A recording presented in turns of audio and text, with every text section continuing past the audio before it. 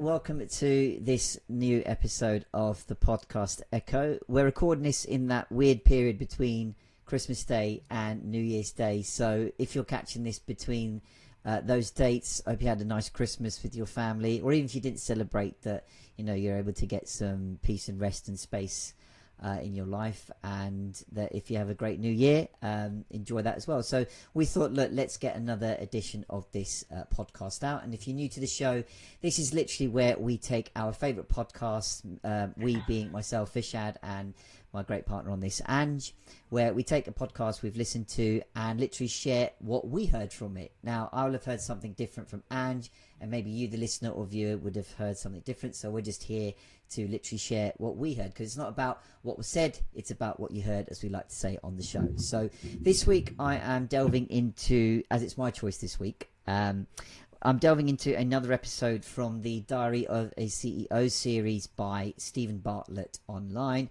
I think it's pretty popular in terms of numbers. If you do take a look, I'm sure you'll find it pretty quickly. And this episode, he had on a, what do you call him? I guess he's a kind of spiritual leader, guru. Yogi. There we go. Yeah. There we go. Yeah. The guy's name is Sadhguru. Sadhgro even. No, G-U-R-U. That's it. Get my spelling right. If you're looking for him, that is. And look, I didn't pick it because it was, aiming to be a spiritual thing and that kind of thing. It's like, do you know what? The tagline grabbed me, where it was talking about procrastination and about they actually put the tagline of "there's a mental health pandemic coming," and indeed he opened up by talking about the fact that WHO, so the World Health Organization, if I will, is talking about the fact that we've just been through a pandemic where people beforehand didn't even know or have heard of a pandemic, apart from the films and what have you, and now we're more aware of it, but there's one coming to do with our mental health. Yeah. It's like, okay, that's quite a striking thing to begin start with. Podcast, yeah, it is. Right, because you're going, yeah, look, we were all fucked for a bit, and now we're going to get even more fucked, if you will. Yeah. And it's that's like, exactly okay, it. Yeah, and it's like, okay, as he went into the answer, what it picked up for me is like, I think it's bringing home all the things that we first started to feel in the pandemic. We couldn't keep in contact with anybody, so one of our core human needs of love and connection was gone. Yes, we had things like, we could still phone people and FaceTime them, but when it comes to when it comes to physical contact, the fact that, for example, you could, if your folks are in another home or somewhere else, you can only go through the window or stand at the end of their garden gate, and it just felt wow. Do you know what? I just briefly interjecting. My nan was 98, and my nan died on the 12th of March 2020, and it was it was literally about 3 weeks after they locked the nursing homes down. And my nan was in a nursing home, and I'm going to try not to get upset. Nan would kill me for it, but she was 98. She had a really good life, but we weren't allowed to go and see my nan, and my nan died on her own in that room, and that really, really saddens me, because I just think this amazing woman that lived through 2 world wars, and she was at the Queen's coronation, and all these things, just to because of the country decided that actually we weren't allowed to go and see anybody. And it's a bit of a political conversation that is probably best saved for another time. But yeah, it was absolutely heartbreaking. It was just horrendous, the thought that she was there on her own at the beginning, and sorry to say it, while they were all partying in Downing Street and didn't give a shit about what people. I've never really been into politics, but it is one of the things that really absolutely broke my heart and really still annoys me now, because I feel like my nan didn't deserve to die on her own after everything she'd been through and the things that she'd lived through. I felt she deserved more dignity and respect than that. 100%. I think loads of people are going to echo that sentiment. They say, a lot of things were taken out of our hands with no notice, and there wasn't anything we could do about it. But as you said, it's maybe a politically charged conversation, all that kind of thing, maybe Yeah, for really another time. But I think for him to start off with that, I thought, okay. And interesting, they didn't necessarily dwell on that. It's just he made that point. It was quite quick. But look, throughout the show, which is about an hour-ish, hour and 10 minutes long, there were so many what I call sound bites or points that made you go, okay, something happened to say something inside me that, like, yeah, actually that makes sense. Do you know, I really, really enjoyed this podcast. I say this, I think I start all of our podcasts like this, and I say any podcast that you give me, I owe it the respect to listen to it at least twice, and I've definitely listened to this 3 or 4 times. And Sadhguru, I already followed him on Insta anyway. So I kind of hadn't really delved greatly into stuff like this with him before, but I do follow him on Insta, so I'm aware of who he is, and I'm a little bit of a change here because it was much more cult based, but he kind of reminds me quite a lot of Osho. And I'm a big fan. So yeah, I think so. I've got it open on my iPad here next to me because I've been listening to it again this morning. I've listened to it all the way through, and then I restarted it again this morning. And it says that we're on the brink of extinction, basically, because of a suicide pandemic. Obviously, I mean, I've been unfortunate to lose 3 really close friends to suicide. And actually, when's the 28th? What's the date today? It's that day. It's those days in between Christmas where you don't know what day it is and all you do. They all blur into one. It's the 27th today. Yeah, so tomorrow also is the anniversary of. He wasn't my ex-boyfriend when he killed himself, but an ex-boyfriend of mine who killed himself. I think it was 8 years ago now. And it's really weird because this whole suicide pandemic thing, I think, is bigger than people realise. And I think it's always been huge. But because social media wasn't so prominent 8 years ago, I think it was a lot more brushed under the carpet than it is now. But because now people are dying and men, it's obviously a lot higher numbers than women. There's no doubt about that. But it is, equally as painful, whoever it is. I think it's much more obvious now. It's much more apparent because people are talking about it a lot more, and it is a massive thing. And this whole mental health pandemic. What is it now? 1 in 3 people, I think, struggle with some form of mental. I mean, that's just incredible. It's absolutely incredible. As a society, we're going to have to find new ways to function because otherwise societies with those kind of figures, I mean, I'm only talking from my own mental health experiences. And obviously, as I've said before, and I'm quite open about, I'm bipolar, I struggle with anxiety.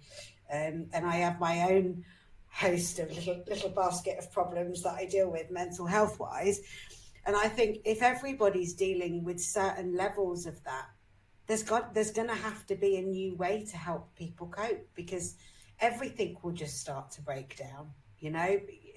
I have days where I can't leave the house, and if 1 in 3 people feel like that, then that's a problem, and something needs to be done about it. Well, it's interesting. Look, the stats are stark, I think, in themselves, right? Yeah. As you said, the 1 in 3, like, okay, that's really close to home. Right, so if you think about it, yourself and 2 other friends, one of you are going to have a mental health. I think all my friends problem, have got challenge, mental health issue. Issues. Seriously. We sometimes we make light of these things, but it's like here's the thing. Sometimes maybe there's a place at the moment where people are still stuck with the idea of what is a mental health challenge, issue, problem. Because as soon as you put that stigmatism or definition or whatever on people, like it's just like you're in meltdown mode and all this kind of thing. You got disorders. It's like it doesn't even have to be like that. It's, as you say, it's something that has been inside you maybe for ages that just creeps up and it suddenly becomes consistent without you knowing. So things like patterns of not necessarily wanting to see people, not necessarily wanting to go out. Going out, exactly. Being around other people. That's been a big one for me. Well, it has. We've talked about it quite a lot. Yeah. Going out has been huge. And in order for me to overcome that, because I've always struggled with going out anywhere. I don't like supermarkets. I find bright lights in supermarkets quite overpowering and overbearing. And too many people. Like I plan my route to the supermarket. If they start moving stuff around in there, I have a meltdown. But I obviously I've spoken to you about this privately, and I think we've spoken about it on the recordings as well. But like, Yeah. I was very aware. I mean, I'm only 3 years off 50, which I know isn't old by any stretch of the imagination, but it becomes a lot easier as you get older to remain insular and for your world to shrink and shrink and shrink. And I actually, as you know, went and got myself a little cleaning job for an hour and a half every day, because it means I have to leave the house, because if it was just left to me, I wouldn't. And I think that's me needing to take positive steps, although it's gone against every grain in my person. I don't want to leave the house. I have to go because it'll be letting somebody down if I don't.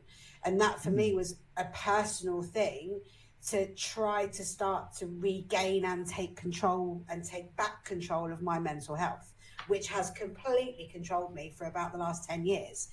And I think, you know, that it's important to understand that with the right support and small steps, you can do it. Do you know what I mean? I just want to say that it's important. It's really important. I think it's a significant step, because people, I think, again, maybe in the space of like, if you're or suffering with this right now, right? First step is a lot of times acceptance of for yourself, not to just flip it into a positive emotion, or suppress it, or ignore it, or have other people tell you that no, you know, you've got nothing to be sad or depressed or worried or stressed or anxious about, because ironically that actually exacerbates the feeling in the first place. Because first of all, you're feeling anxious, for example. Now you're being told it's not acceptable to feel anxious, which raises your anxiety. So it's it's a vicious cycle. And also, it's not as if this is going to disappear overnight. You know, I hark back to an episode we did a couple of weeks ago where Jimmy Carr was on the same show, and he talked about, you know, when people are depressed, they just say, depressed? No, we're going to go out for a drink. Let's sort it out. You know, I understand the meaning behind it, that people go, you know, you can, you know, use whatever phrase comes to mind, drown yourself, drown your sorrows, escape for a bit, you know, let your hair down, which is all fine and makes sense when someone's trying to outwardly reach and doing, you know, the best they think for their, you know, their friend, their colleague, their family member, or whomever. But ultimately, it's like, well, until that person sees it and feels that acceptance and that support, that's when the small steps begin to add up, because then they go, okay, here's my possibilities. You're not going to change overnight. You're not going to go from a leap from in your own challenges to right, I'm free. It will take the time. It will take mistakes. It'll take the whole 2 steps forward, 1 steps back, maybe type thing. And you know, I think that also ties in with today's space of like, it's the instant nature of it all. Everything's got to be at my fingertips, accessible, readily done, quick. You know, people talk about, you know, what's it called? Attention spans shrinking and shrinking. Of course, you know, that's terrible. Where in the space of social media, they say the average attention someone pays on something is now, I think it's even gone from like 8 seconds to 3 seconds. Yeah. So it's like we're trying to absorb everything at a fast, like you can't keep up with that rate. Do you know Always what? new, you know? Yeah, so I've just, based on that, I mean, I'm very conscious of that, and I've been having a bit of a move around in the house, and I kind of rearranged my living room a little bit to be more focused on the television, which it has never been. My telly's always been sort of like in an alcove, flat against the wall, with my living room set out for reading or socializing, and it kind of has stopped being that. So I'm just kind of rejigging things upstairs, because I want to start getting my books out again and reading. I don't want to have this focus on the telly anymore, and I'm starting to like feel it drag me away and sort of drain my energy.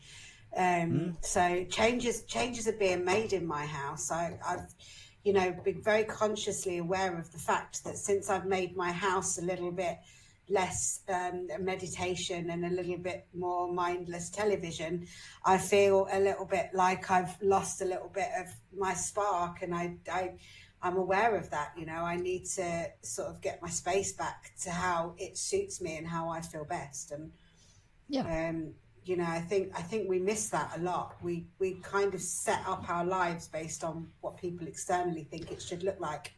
Well, it's a great point to segue into what they went on to on the podcast. Is they talked about, people are committed to what Sadhguru called our miseries because of beliefs, ideologies, and behaviours, and that we've got this clash between survival, like every other animal species on the planet, versus expression. Yeah, we all have that inherent feeling of there's got to be more than this, or more to this than what we call survival. Like he used a great prison cell analogy where, like, if you're putting loved it. 3 foot by 3 foot cell and you're like, I want a bigger one though. Okay, they'll put you into a 5 by 5, and then it keeps going up 5 by 5, 10 by 10, and you're eventually never going to be happy. Yeah, and I put that analogous to our goals. If I get that thing, that's what makes me happy. And you get it, and you're like, what a great word. What does that mean? Analogous. I think it's I hope I've got this right, looking all clever. It basically harks back to always intricately linked. So it's basically saying the same kind of thing. I've never had that word. What a great word. We should have a word of the week. That's our word of the week. Analogous. And if it doesn't mean anything, we've just created it. Well, Vish has. Well, I know it's a word, but for God's sake, I hope I've got it right. Otherwise, I'm going to look a right prat. Here we go. No, I'm right. Google says comparable in certain respects, typically in a way which makes clearer the nature of the things compared. Word of the week, analogous. Try and use that at some point during the week for the next podcast and send us how you managed to slip it into a conversation. Exactly. Yeah, even if you're like, do you know what analogous means? That'll do. Yeah, that'll do.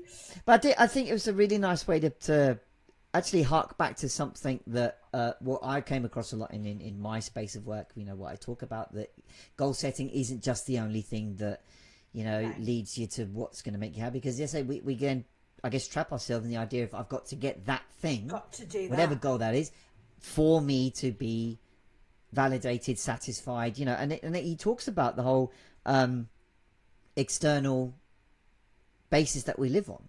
That at the moment, we do take into account more than we should about what the external world is saying, especially through our senses. Like he said something later on about our senses do not enhance. What did he say actually? He put it in a nice way. So yeah, here we go. Sensory organs are outbound survival instruments. Yes, I love that. He made the point saying, if I've got better eyesight than you, that means I can survive better. I can perceive threats or whatever better. Yeah. If I can hear better. But it doesn't necessarily enhance the want in my life. And I thought, that was a very stark thing to again put out there. Really well put. And also, it was the whole, we put a lot of credence in our senses.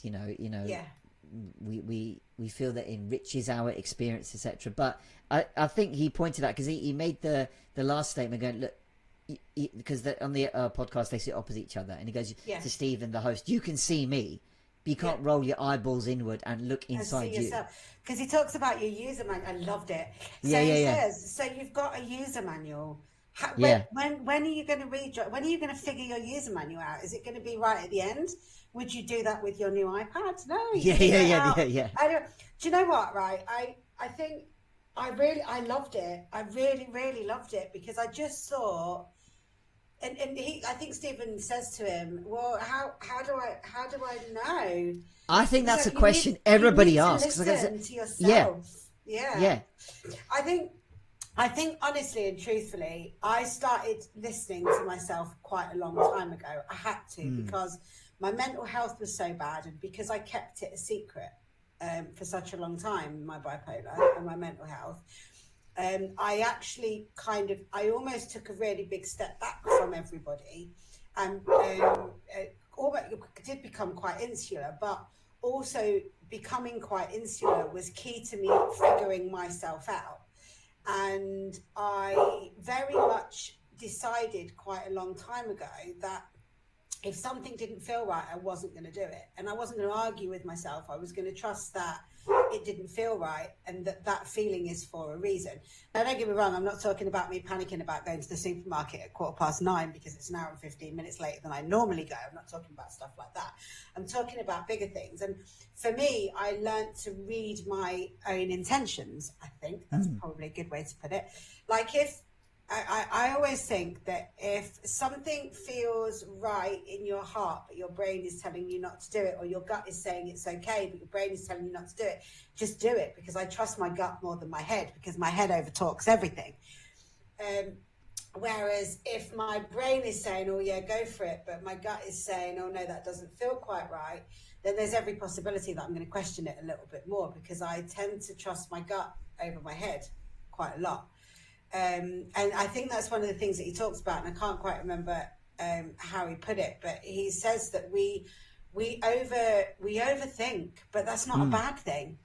I think it's the first person that I've ever heard say that actually, why is that a bad thing? It's all right. Do you know what I mean?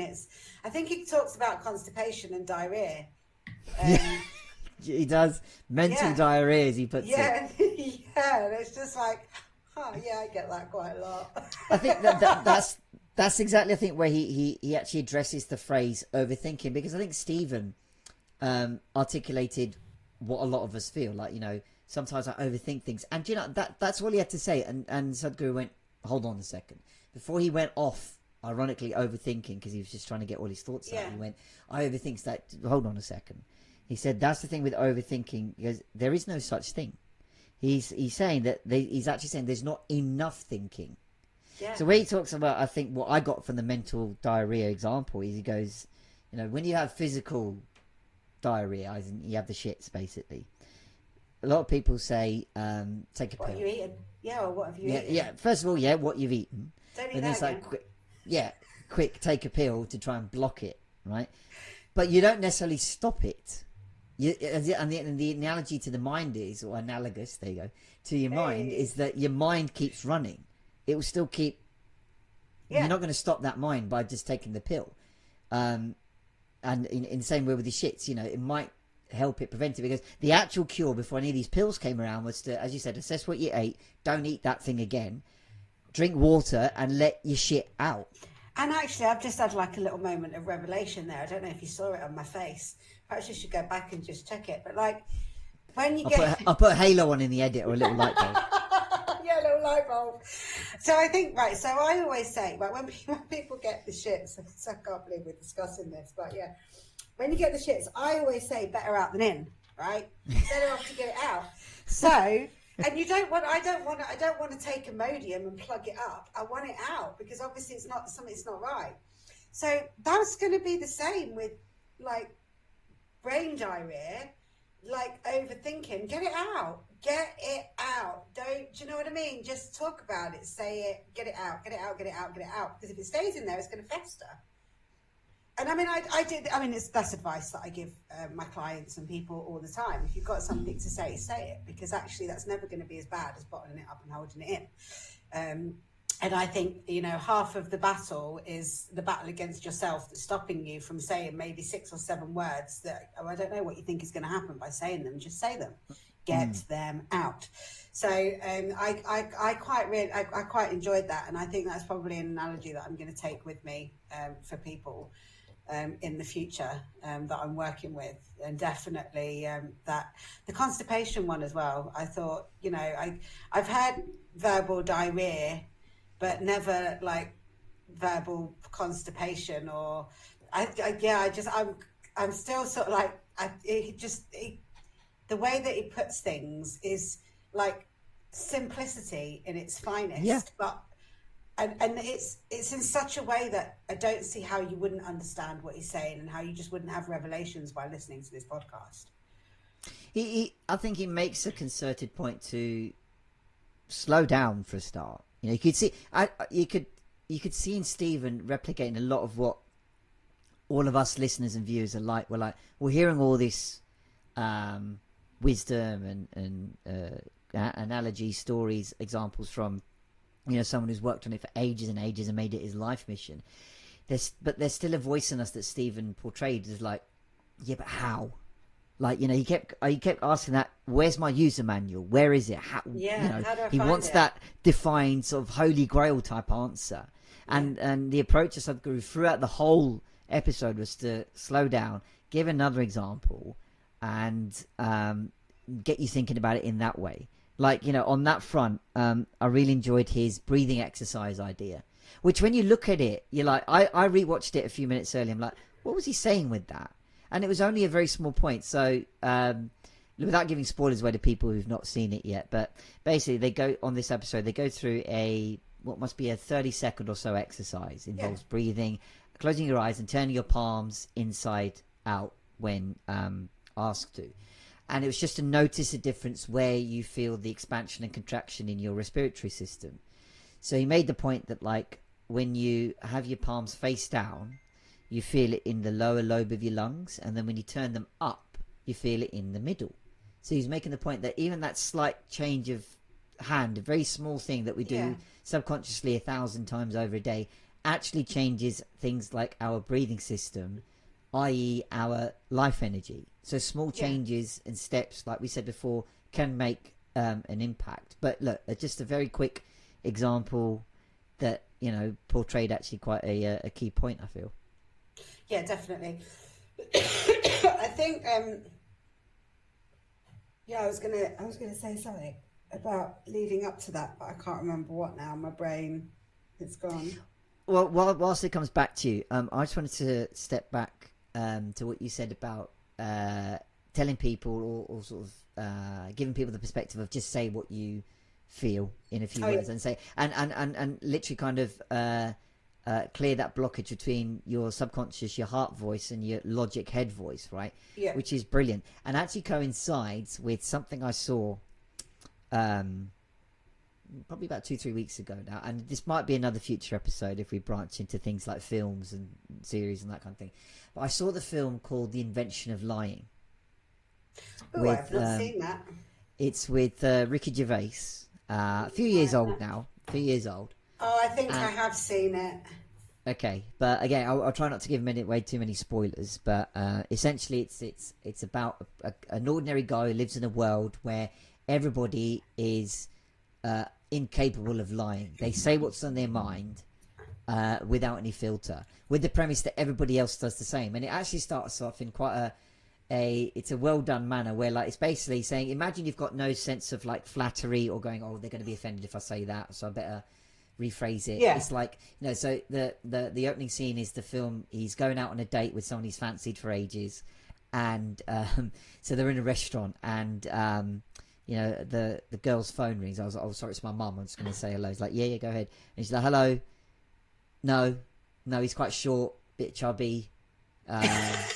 We're not going to kiss. No, we're not going to have sex. No, we're definitely going to do that. So there's no filter from her, you know? Yeah. And then he's going, he's kind of got like, what, really? And he's like, so it continues in that manner where they literally, and then the waiter comes on going, yeah, you know, she's out of your league and I'd quite like to get her number. So, you know, so no filter, just literally saying it out loud. And the whole film turns into, he's able to tell a lie one day and he utilizes it. Like, you know, falsifies how much money he's got in his bank account. But then everybody then thinks he knows what happens in the afterlife, because the key bit in the middle of the film, okay, I'm really going to give away spoilers now, so I better kind of watch it. Basically, something happens. Because before I knew, I'm like, shit, I'm giving away the whole bloody plot here. So like, you've actually, no, I don't need to watch it now. I know what's happening. Yeah, so basically something happens which makes him go, shit, I can't just say what I want. And the big thing I took away from it is like, people think the film's going to be about, okay, he's just going to use his ability to lie and get whatever he wants. It's actually showing that utilizing the truth in a more compassionate manner is what's going to yield better benefits for us, rather than just falsifying shit and lying and flattery and all this kind of thing. It's like, so he made the point towards the end of the film where he spoke to the same girl again, because it's a running theme. It's like, okay, I might be short and chubby because she keeps repeating that, you know, so we can't be together because, you know, I literally don't fancy you, and our kids might be like that.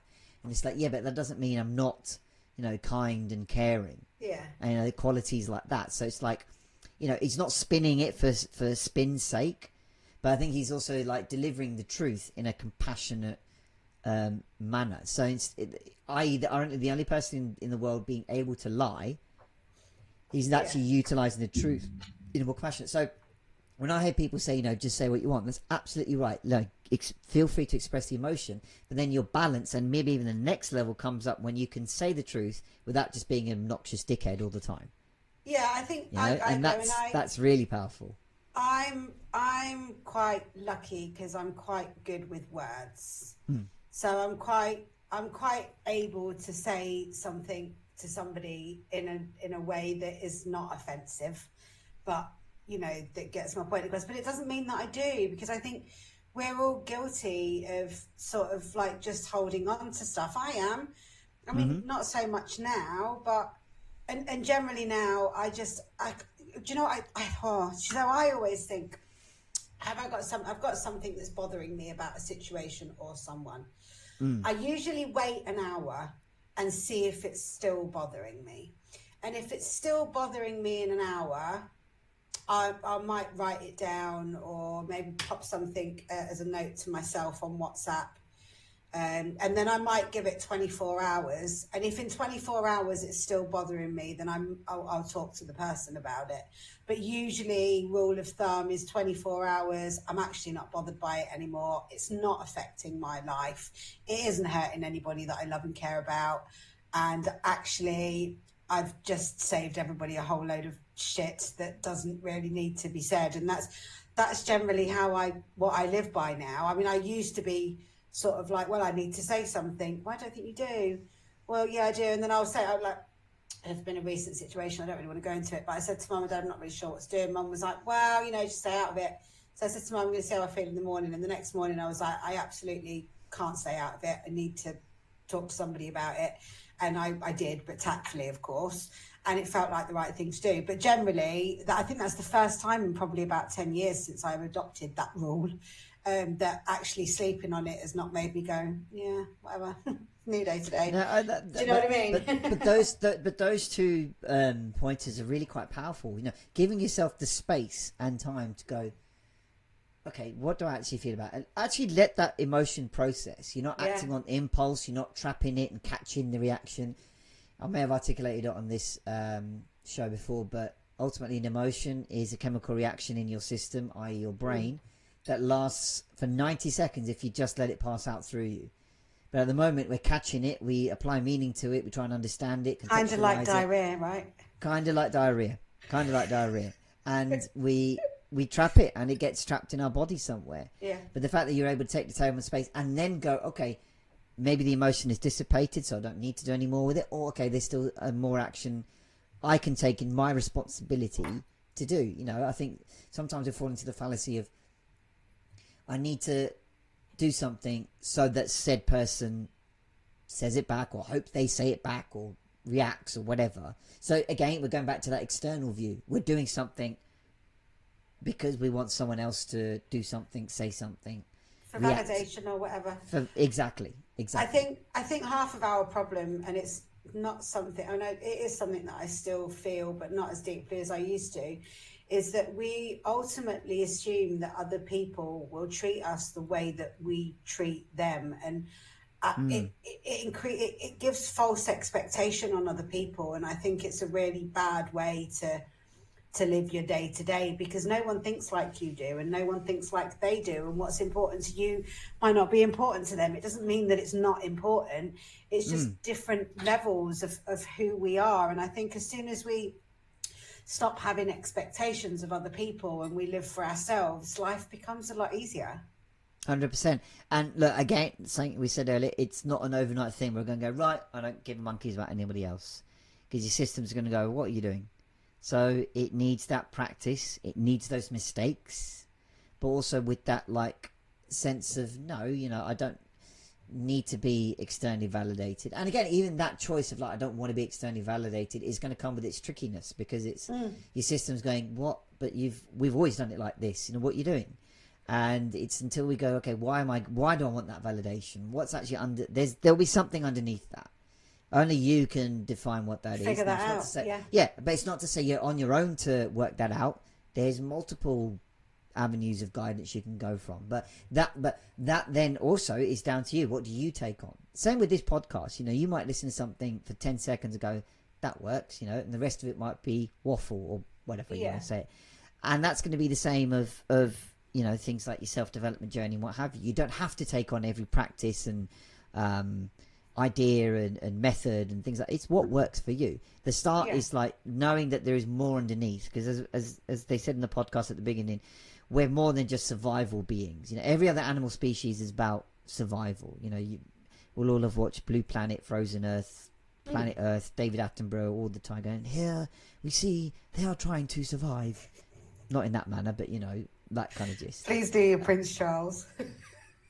How can I fit Prince Charles on this bloody podcast? You know, the podcast echo. What are they trying to do with my sausage fingers? Absolutely more blinking, stinking. Anyway, so we feel we want to do more, that there is more, and a lot of us wander around. You know, again towards the end of the podcast, Stephen literally drops that eternal question: what is the meaning of life? In so much words, right? And you know, the response he got is like, a lot of us are looking for a psychological solution to an existential reality. Yeah. Which is, it's like, okay. Wow. Yeah, I've been saying that I've been saying it for a really long time, that I am a spiritual being having a human experience, and I think it's there's a t-shirt if ever I heard one. Yeah, I think that is the soul diadem. I'm a spiritual being.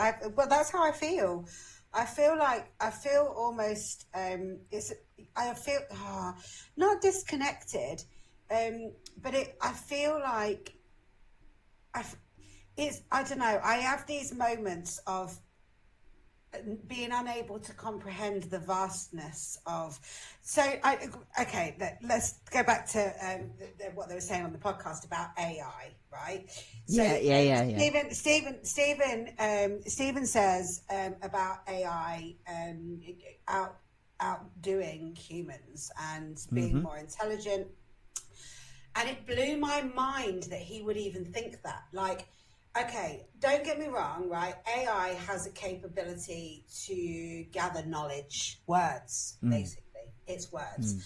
And it is learning to evolve. And I use AI I generally write a lot of my stuff myself. But if I'm having a bit of an off day and I can't get my head around what I need to put, or if I've put maybe a paragraph in a blog that I'm writing and it doesn't quite sound right, I might feed it into AI and get it to jig it about a bit. I'm not denying it, I do use it, but but AI is never going to compete with human beings. It just isn't. We are such complex, evolved entities. I mean, AI to me is a function. I kind of, when he asked the question, when he said it, it kind of blew me away a little bit, because in my mind, I don't think AI can. He talks about a mechanic and a heart surgeon, and he says, the mechanic will rebuild the engine and he'll get paid X amount to do it, and the heart surgeon will get paid £50,000 more to do it. And the heart surgeon is, but you try and do it while it's in motion, while it's working. There is no AI on the planet that I can't explain this. Sometimes I look at the human body and I think that, well, how have we evolved ears to make it easier and better to hear? You know, just like nose hair to stop things from going up there, and you know, all these little intricacies that are probably billions and billions to one that would happen to create me as a person. And I can never compete with that. And I think, I don't know whether that's because I am a really spiritual person. And for me, intellect is amazing. And I love a good conversation. And that is more to me than how somebody looks or their appearance or how they dress. I'm about what's on the inside and not what's on the outside. But it blows my mind that people think, or that Stephen asked the question to actually somebody that is so incredibly spiritual, that AI is going to overtake, because I don't think there is anything, because we've made it. We've made it. I don't think there is anything ever that is ever going to come close to what our bodies do and how our bodies work and the functionality, or just just for us to lay down in bed and go to sleep.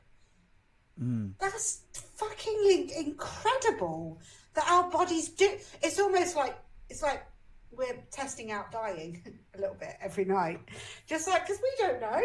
We close our eyes, we've got no idea if we're going to wake up again, do we? We don't know what happens. Sometimes I have these wild dreams where I'm not entirely sure that I'm not like astrally traveling during my sleep times, because sometimes I wake up rested, sometimes I wake up like I've run a marathon, and I go on these adventures in my sleep. We do that. We have that capability as beings that AI can't create that. They can't do that. Everything that AI can do, we have fed it to do, and it will evolve, but not in a way that we have. We have such complex emotions and functions. I think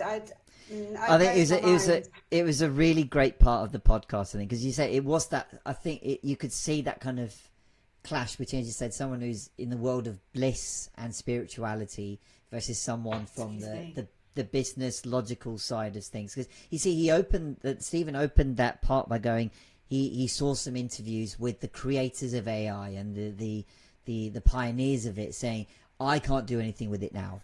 It's going to go out of control. Basically, forecasting the Terminator style apocalypse where the machines take over. And Sadhguru was to say, but we're the ones that programmed it what to do. I guess Steve was coming from the aspect of, well, it will have the ability to override nuclear codes or access them or this kind of thing. So again, that apocalyptic thing. And you're right, it's the whole, but we're the ones that program it. I get that. I do get that too. It might have the ability to overrun the computer, but we have the ability to pull the plug. Yeah, and I guess again, I think the pioneers themselves might become from the whole. Well, what if AI were clever enough to stop us doing that? Like it locks itself, or do you know what I mean? It's that sort of like kind of. It's like it's actually a big portrayal of our inherent cognitive negative bias. Our brains default to shit. What's the worst thing going to happen here? And that's going to happen. I forget the stat every time, but it's like for every positive emotion or experience you feel in your system or your brain, you'll have 3 or 4 negative ones to counter. It's really hard to reprogram like it as well. I actually my brain can run away with me because of my mental health, and I actually because there are all these TikToks knocking about, and there probably has been for ages, and I'm only mentioning it because I've seen a couple of them today, but it's those intrusive thoughts, and I know we all get them. Like I'm standing there chopping something in the kitchen, and my intrusive thought will go on, then just chop your finger off. Yeah. Why would I do that? It's that sort of doom-laden character. Yeah. I like. But I think it's normal, and I think it's okay. But it makes you go, where the fuck did that come from? Yeah, all the time. Like I remember this with some degree of vividness when I went to the Grand Canyon. God, what was this now? 15 years ago or something. We're doing like a West Coast tour. We were there, right? I'm okay with heights, I think, I don't sort of have a phobia or anything. Like I'm not too bad. I don't go up them all the time. Did you want to jump off? Yeah. I didn't get to an edge or nearly fall or anything like that, but and I see people sit over the bloody edge and stand just millimeters away with their back turned. I'm like I wouldn't do that. But then and here's where the distinction between reality and dream disappears. Where like I see myself, whether this actually happened, I'm still not quite sure. Where I'm near an edge, right? And some creepy voice goes, "Jump, go on." Not in a malicious way, not in a kind of what would that be like? Go on, not like you need to end your life or anything. It's like just jump. And then it's like, then it fast forward to like, remember the old cartoons, Wile E. Coyote, where he jumps and he's suspended in gravity. Yeah. And then plummets. And then that's when it's going, whoa. Yeah. And then I shake myself out of it. I'm like, yeah, there's some evil point or character that, sits there. Right? I think obviously as social media has become well, especially things like TikTok, where everybody's making these little videos and stuff. I think it's becoming more apparent that it's really, really normal. And I didn't think, I used to think that my intrusive thoughts, I thought, it was just me. I know it wasn't just me, but you don't realize that actually it's fucking everyone. Every single person has that moment where their brain goes, jump in front of that train, or I don't know, if I could bite that glass. I think everybody has it. And I think the problem is that we all wander through life thinking that we're the only ones, but actually it's a collective thing, and you're not abnormal, and it's fine. And probably if we told people, do you ever think of like, jumping off or whatever, and they go, no. That default is like, no. Because is there a part of you going, yeah, but I don't want to admit that. Yeah. Well, if you probably are, then fine. If you are, then like you're, I think this is probably one of the few things that social media is good for, is that it is opening up a lot of boundaries, and it's putting a lot of information out there that people it's being sort of like made into comedy now, whereby there's much more information about. I mean, Jesus Christ! I spend so much time watching rugs being cleaned and horses being hooved. It's insane. But a lot of people that are neurodivergent find that stuff like really fascinating to watch, and it's out there and people are talking about it, and it's fucking brilliant. It's like, keep talking about it, talk about it more. It's still not talked about enough. It's okay to not be okay. And as we were saying earlier, 1 in 3 people aren't. So, actually, it's probably not going to be long before it's the majority of people that are struggling, and then we've got an even bigger collective to come together and find some positivity out of all this fucking negativity in the world. Well said. Well said. So they also talked about, I want to get your thoughts on this one. The endocannabinoid, I hope I said that right. Endocannabinoid result. So CBD. I think something, well, no, I think CBD was part of it. I think it was them talking about this fabled 21-minute practice, which I believe is a meditation routine, ritual, call it what you will. But it led to what he said, a 70% more increase in endocannabinoid production in your brain, which is basically the natural set of receptors that we have in our system. We've all got them. And animals as well, not just us, animals. Which is designed to produce and... I guess work with regulate cannabis-like substances. That's not to say let's all go smoke pot and all this kind of thing. That's what he says. But he said it gives you more. He's saying it gives you more potent feelings like a runner's high or an orgasm or things like that. So it's like, okay, I did then want to find out what this 21-minute practice is, but I believe it's behind paywall. So okay, well, I bet we could find it somewhere. I'll have a look. I don't know, but I do know a bit about CBD.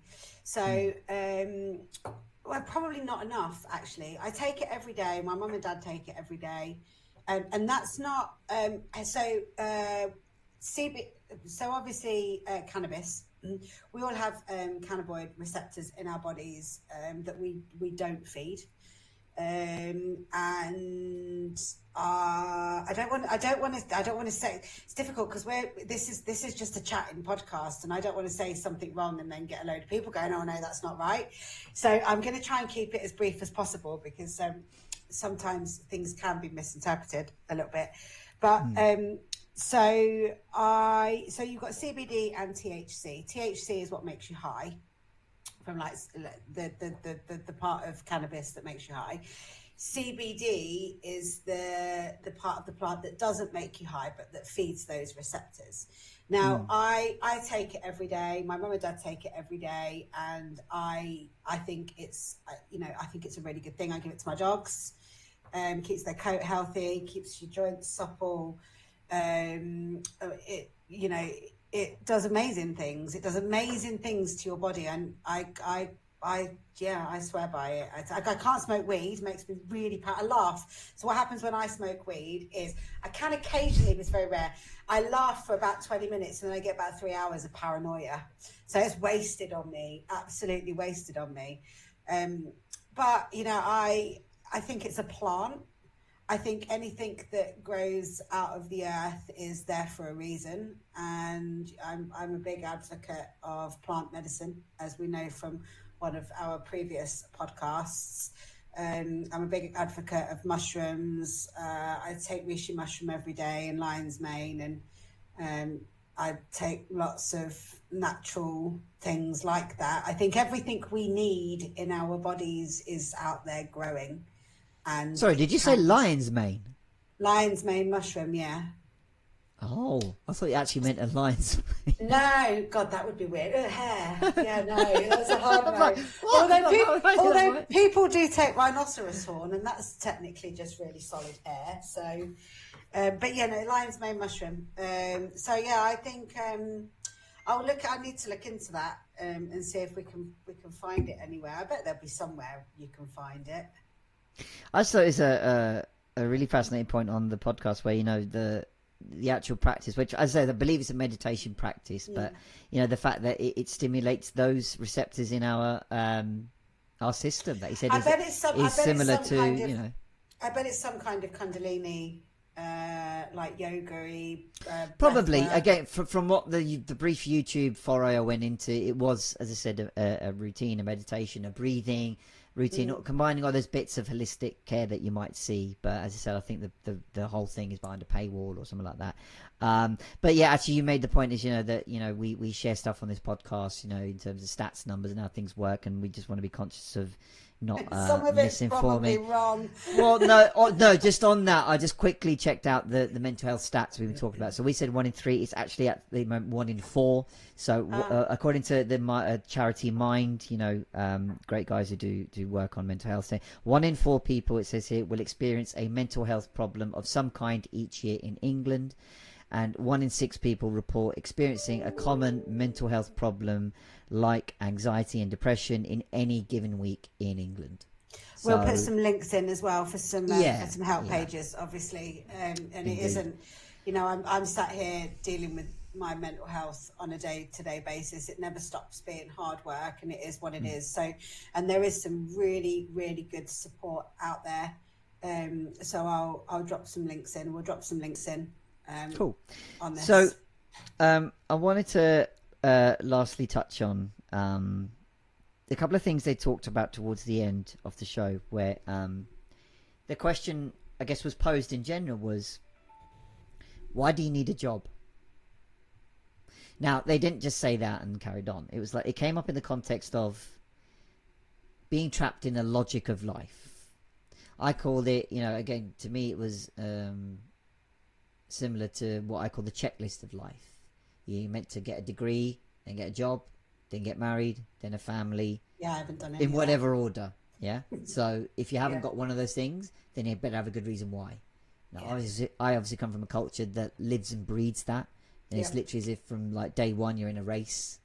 Yeah. Whether it's your immediate family or your externals. But the point that I particularly got into was that Sadhguru, for example, said all you need is food to survive, and that a lot of us are looking to live our life or spending our life to make a living rather than live life. Yeah. Now, what I kind of didn't fully agree with that is like, okay, it's all well and good saying is all we need is food to survive in life. But then many people might echo the same thoughts as me, like, well, how do we get food without money? So I think what he's saying is that, okay, so I could grow food. I could grow everything I needed to live on.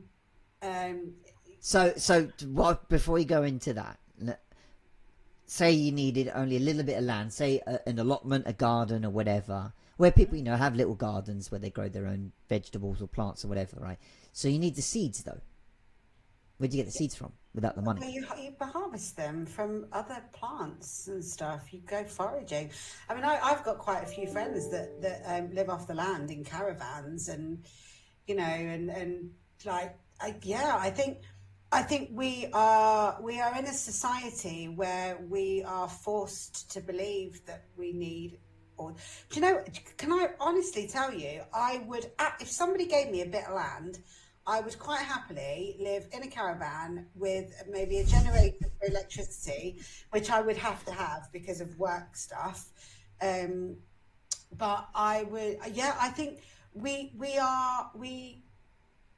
everything that we pay for because other people tell us that we have to. I mean, we could be self-sustained if we wanted to. I'd love to live off the grid. I would happily live off the grid and grow all my own vegetables. And there's a Channel 4 series in the making. Yeah, could you imagine?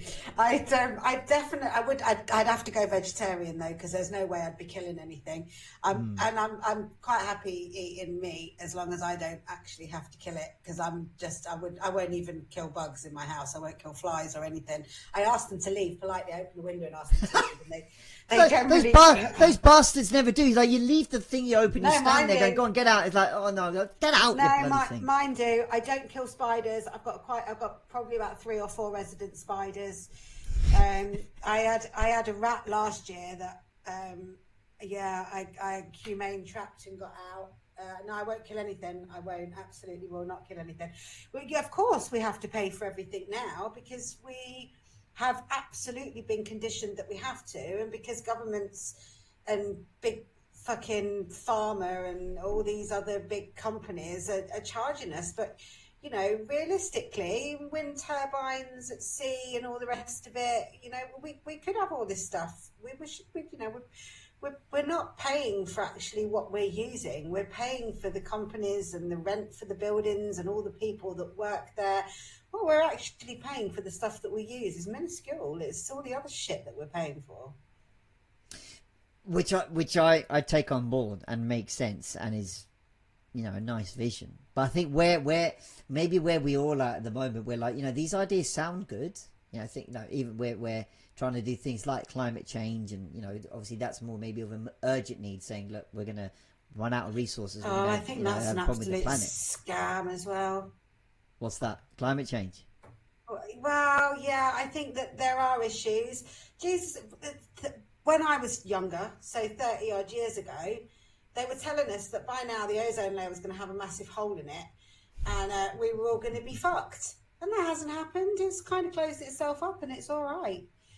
You know, I think we do need to, we need to take care of our planet, but what we need to stop doing is cutting down trees and you know, and doing stuff like that. We need to, and I think that save our wildlife. Well, yeah, and I think that's where we are. We're at that sort of cusp of change, where, like, as you said, like, you know, do we have to do things the way we're doing? You know, but I think the challenges come. You know, I think many of us balk at, like, yeah, but it's going to cost. There's money involved. Whether that's spending or not pricing things or living with that money, we're like that. I think that computes with many people yet, because I think a lot of us still live in that logic space of like, but you need money. My immediate thought is like, yeah, all we need is food, yeah, but I need the money. Realistically, I think for food. I agree with what Sadhguru was saying. I think that, you know, you've got tribes out there in all sorts of places that have, you know, lived off the land and never had an amount of money cross their palms, and they're thriving. I bet they're fucking healthier than we are. I bet they've got less disease. I bet the only disease that they have is when people outside of their communities go in and you know, take in diseases and all that kind of stuff. I think that it is, you know, it is possible, maybe not plausible because of how society is now. You know, I think it's crazy to think that it is possible, but I do think you could break it right back down to the bare bones of life, and yeah, all of the charges and everything. I mean, I genuinely would happily like live in a fucking. There's quite a few of my friends actually that would be well up for it as well. It's always been like a bit of a dream just to get a bit of land and chuck some vans on it, and you know, have some like fucking permanent like Bedouin tents and stuff, and live off the land and grow all your own vegetables, and have chickens, and all of these things. It's all possible. It's just not plausible anymore because of how society has sort of entrapped us into how we're expected to live. Dear Channel 4, I've got a great idea for a new series. Only if you narrate it in different voices. Prince Vish. Charles, there you go. Not just Prince Charles. I'm sure there's more of a repertoire of voices in there. But I do Big Brother style, get him off the house. A date one that the housemates are on the van on site, putting out the Bedouin tents, planting all the plants. Chickens running wild. All the chickens have run out the farm down the high road and the motorways. It's like, seriously. Oh, brilliant. What are we doing for time? I'll get one more last point in because I think it was. I don't even know what time we started. To be honest, I'm not sure. The clock is running at an hour just now, but I'll just leave. Right. I'll just finish up on this point because I think it was a really good one. They make the point that towards the end they were saying it's not about focusing. So actually, there's a nice little exchange that I enjoyed where Sadhguru went like, "If your body is pleasant, we call it health." He goes, "You wanted?" Yeah. and Steve is like, yeah. And he goes, if it becomes very pleasant, we call it pleasure.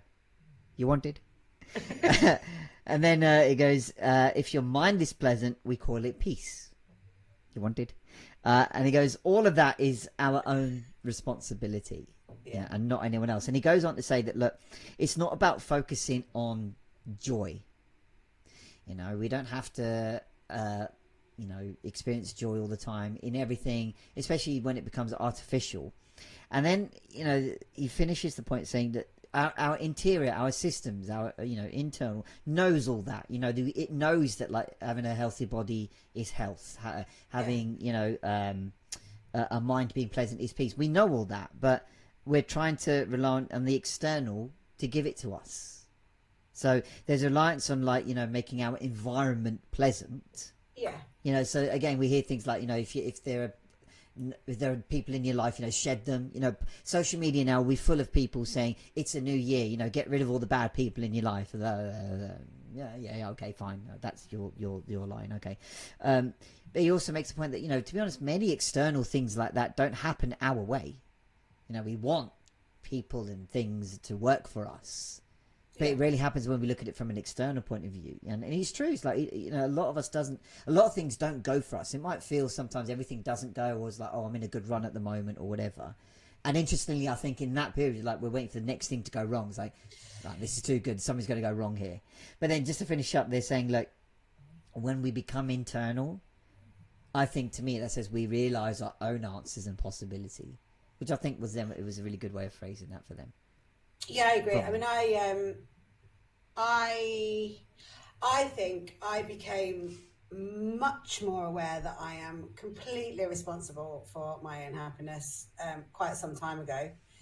I don't always practice it, as some people around me will tell you, but I think I really stopped blaming everybody else for my shit quite some time ago, and it's one of the things that I do say to a lot of my clients, and I say to a lot of people, whatever is going on externally is what you are allowing to affect you, and you have the power to turn that around.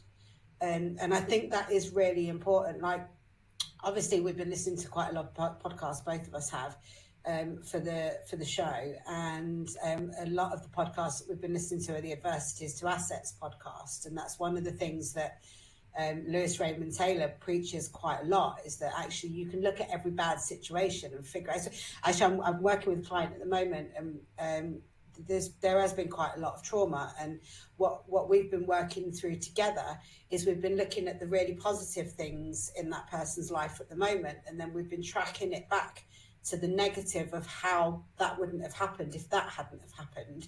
And we've been implementing that and using that. And actually what that's resulted in is a lot less harboring of bad feeling about what has happened. And I think it's really important to remember that you can either allow people to upset you and infuriate you and anger you, but the only person that's suffering through that is you, because you're not impacting anybody else except yourself.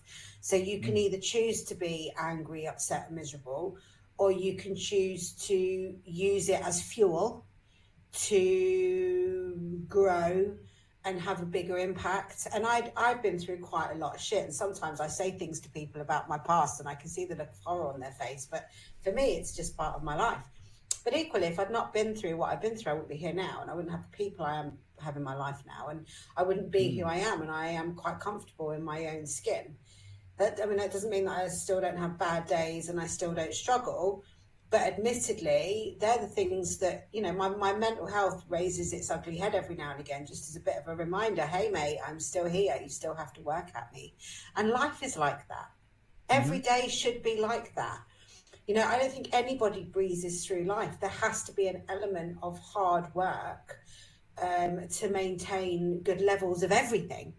You know, it doesn't matter what it is. It requires work. It's not is you can't just sit there and expect everything to fall at your lap. You have to, you have to maintain a certain level of self-respect and accountability and understanding that it is you that controls everything. It's you that controls everything in your world.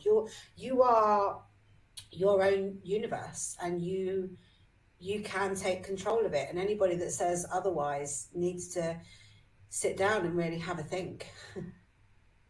Yeah, and that's where I think that's where you begin to access your own user manual. So Yes. instead of like trying to find the book or a thing, something tangible, it's like, well, it's in there somewhere. It's like that, you know, old box of shit that you've got when you clear out a loft or a garage or whatever, and then you find some hidden treasure in it, and it's like, oh shit, I never had this. I didn't know I had this for years. And that's the thing. You have it already.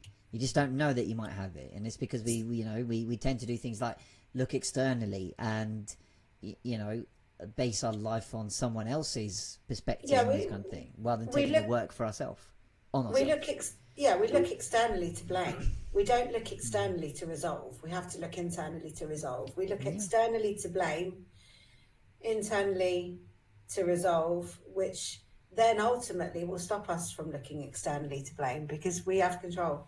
We have control. It's We just, might not feel like it, but it's when we get the practice that we begin to take back some of that control. I think a lot of it is being present in the moment as well. I think half of the issues with control and general stress is either fretting about the past, which you can't change, or worrying about the future, which hasn't happened yet.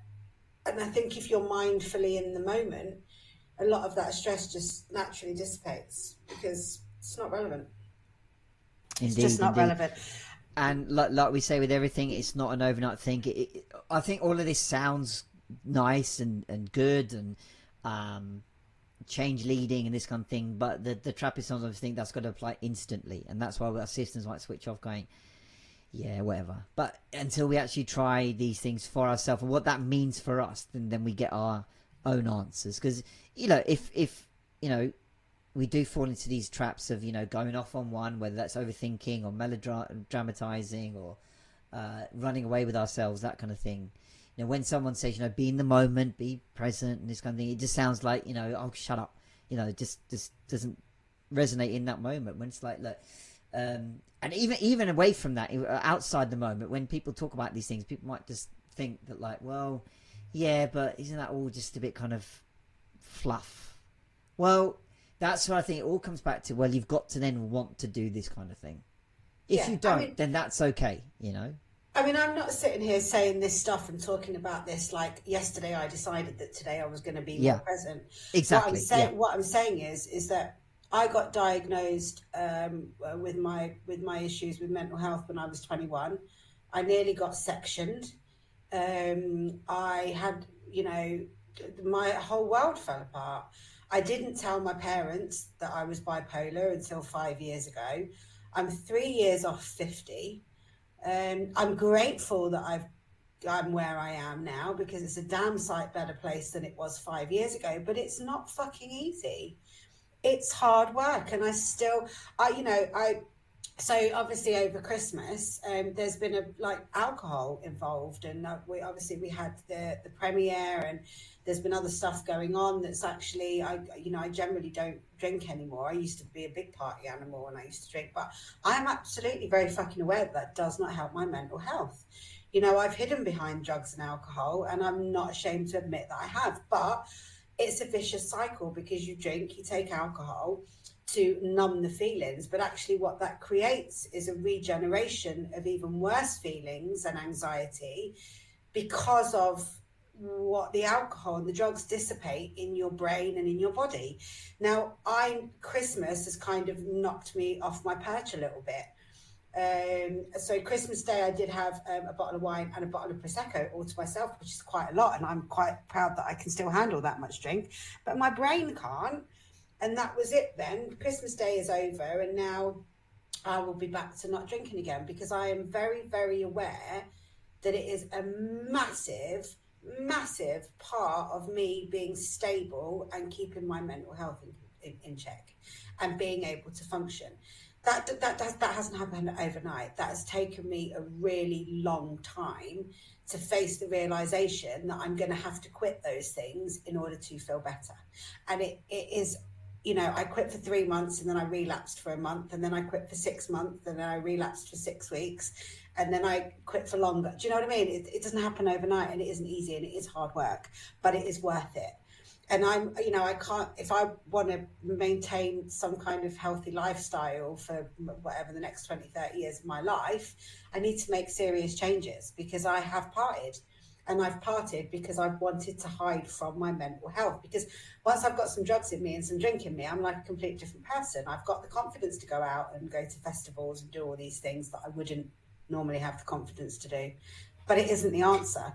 And I'm not saying it happens overnight. And I'm not preaching to anybody, because I do not know what everybody else is going through. But what I know is what my journey has been to get here. And it's hard work. Yeah. Any change will involve that. I think that they made reference to it at some point in the podcast where, I think that something along the lines, that the striving has gone out, of life, if you will. And, in that lapse between finding our wanting more, that maybe our purpose or what we want to do beyond our survival has somehow got lost in the instant nature of things. But as I said, with all the podcasts that we listen to, they're multi-layered, and we'll hear something different next time we listen to it. So I know we've just gone over an hour, so I think we'll leave it there for now for this one. But look, to be honest, it might be one we revisit down the line. Who knows? Do you know, I'm going to, I always, as I've said this quite a few times, but I always listen while I'm doing my little cleaning job in the morning. And I need to watch it, because today I had it on video while I was mooching about doing bits and pieces. And I think, actually, I miss some of it by not watching them, because I generally don't watch them. So I think probably what I'm going to have to start doing is listening to them a couple of times, and then the one that I listen to on the day that we record, I'll actually watch it rather than listen to it, because I think I miss stuff by not watching them. There is something to be said when it's I think they call them vodcasts, like video podcasts, like someone said vodka. Okay, you just get feel for more tone, body language, that kind of thing. It is an added thing, but look, that's the beauty with this show. For example, you get to see us witter away, and if podcasting is just listening to a thing, we're on podcast channels. So look, we'll bring it to an end there for this episode of the podcast Echo. Do tell all your friends, family, colleagues, everybody else in your life about it. You'll find us at thepodcastecho.com, where you've got our archive of episodes to go and enjoy, and you're also going to find them on our YouTube channel, the Podcast Echo, and on all major podcast platforms, if that is your thing. Let us know in the comments below what you thought of the show, and even any other shows that you might want to have featured on the show. And like, comment, subscribe, all that good stuff. It helps us push this word out in this mythical world of algorithms and all that cripe. I'll just mix crap and shite. There we go. All that. That's a good word. I like it. Yeah, there we go. All that stuff. So look, until then, as I said, if you're catching this between before New Year, I should say, you know, have a happy New Year. Yep.